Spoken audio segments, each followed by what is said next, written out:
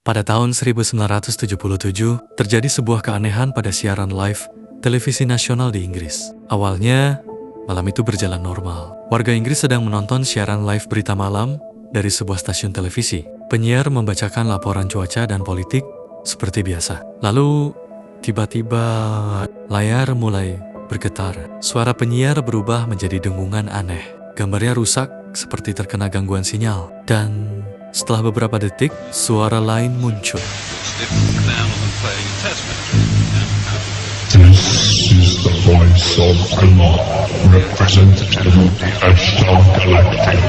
Makhluk itu memperkenalkan dirinya sebagai Veylan. Ia mengaku berasal dari sebuah kelompok makhluk luar angkasa bernama Ashtar Galactic Command. Namun yang membuat penonton banner-banner ketakutan bukan hanya isi pesannya, melainkan cara suaranya terdengar tidak stabil, kadang seperti manusia, kadang seperti mesin rusak, kadang seperti beberapa suara berbicara bersamaan. Pesan itu mengatakan bahwa manusia sedang menuju kehancuran, bahwa perang dan keserakahan akan membawa akhir bagi dunia, dan bahwa umat manusia harus berubah sebelum terlambat. Sebagian orang mengira ini hanya lelucon, namun masalahnya membajak siaran televisi pada tahun 1977 bukan hal mudah karena keterbatasan teknologi pada masa itu. Apalagi siaran tersebut disiarkan langsung. Tentu saja, hal ini membuat seluruh kru siaran televisi yang bertugas saat itu menjadi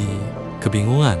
Artinya, sesuatu benar-benar berhasil menyusup ke frekuensi siaran live stasiun TV nasional Inggris tanpa diketahui oleh siapapun.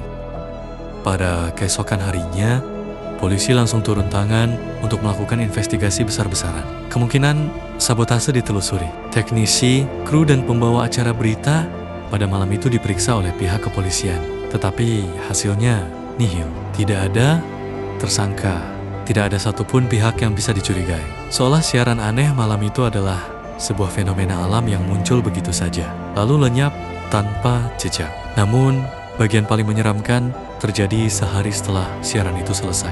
Ribuan orang mulai menghubungi kantor polisi. Beberapa mengaku merasa mual setelah mendengar suara tersebut. Ada yang mengaku televisi mereka tiba-tiba rusak dan mati sendiri, dan beberapa orang bersikeras bahwa suara itu tidak terdengar melalui speaker. Mereka mengatakan suaranya terasa seperti langsung berbicara di dalam kepala mereka. Tentu saja, banyak orang menganggap itu hanya sugesti massal. Tetapi ada satu detail aneh yang jarang dibahas. Seorang ahli forensik suara ditugaskan meneliti rekaman suara pada siaran malam itu. Ia merasa rekaman tersebut memiliki kualitas suara yang sangat buruk dengan frekuensi yang tak biasa. Ada gangguan gelombang suara yang tidak normal. Dan semakin lama rekaman itu dipelajari, semakin ia merasa tidak nyaman mendengarnya. Ia mulai menyadari bahwa suara itu tidak seharusnya didengar oleh telinga manusia.